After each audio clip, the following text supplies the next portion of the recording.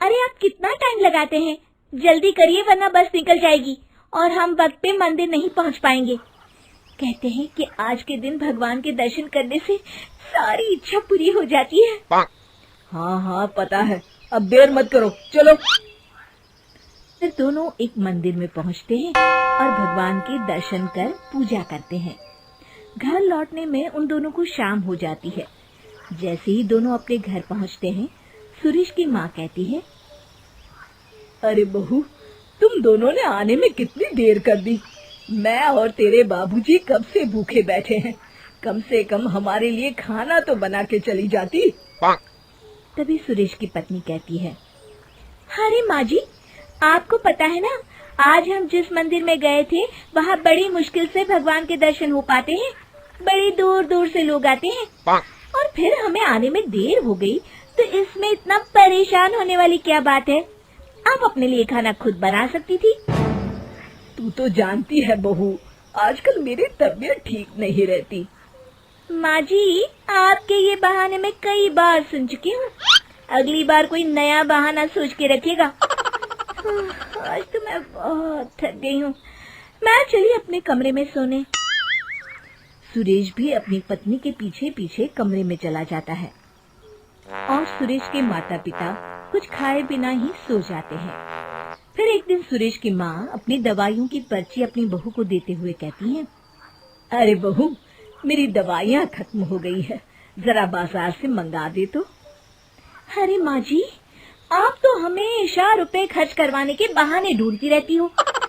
अभी इस महीने राजू की स्कूल की फीस भरनी है, उसके लिए नए जूते खरीदने हैं।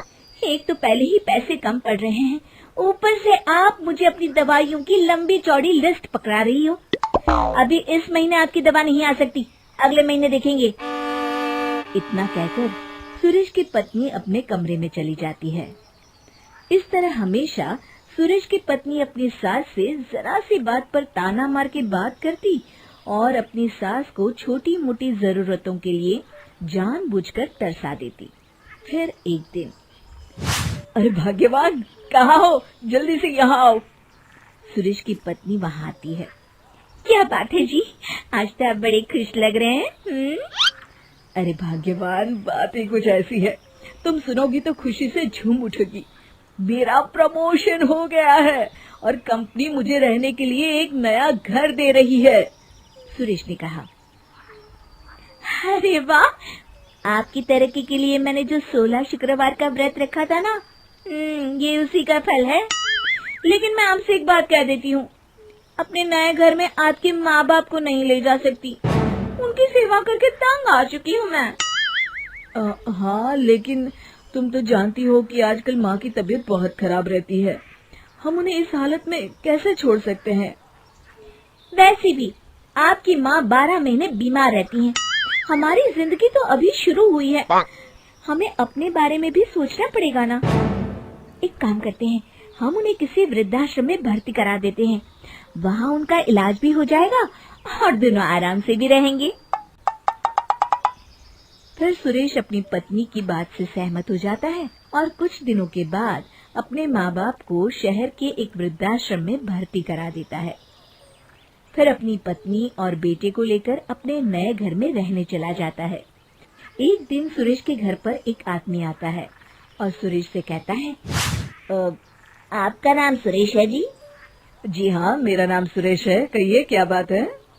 आपके पिताजी जिस कंपनी में काम करते थे, उस कंपनी की तरफ से आपके पिताजी के नाम पर 2 लाख रुपए भेजे गए हैं। आप उन्हें बुला लीजिए, मैं उनकी साइन लेकर पैसे दे दूंगा। तभी सुरेश की पत्नी भी वहाँ आ जाती है और उस आदमी की बातें सुनकर उसके मन में लालच आ जाता है।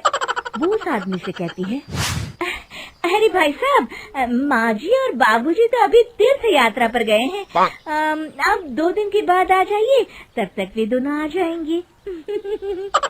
उनकी बातें सुनकर उस आदमी को उन पर शक होता है, लेकिन वो उनसे बिना कुछ कहे वहाँ से चला जाता है और सच्चाई का पता लगाने के लिए वो उनके एक पड़ोसी से पूछताछ करता है। पड़ोसी उसे बताते हैं कि सुरेश ने अपने माता पिता को घर से निकाल दिया है और एक अनाथ आश्रम में भर्ती करवा दिया है।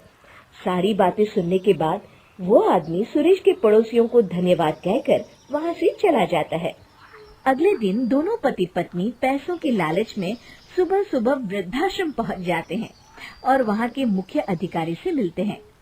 अधिकारी उन दोनों की नीयत भांप लेता है और उन्हें कहता है, आप दोनों ने आने में देर कर दी। कल शाम को ही आपके पिताजी की कंपनी से एक आदमी आया था और वो आपके पिताजी को पैसे देकर चला गया। उसके बाद आपके पिताजी भी आपकी माताजी को लेकर यहाँ से चले गए। आपकी माँ ने आपके बारे में हमें सब बताया था।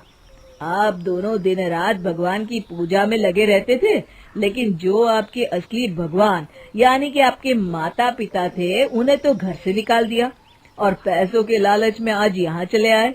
अब जाइए यहाँ से। सुरेश और उसकी पत्नी शर्मिंदा होकर वहाँ से चले जाते हैं।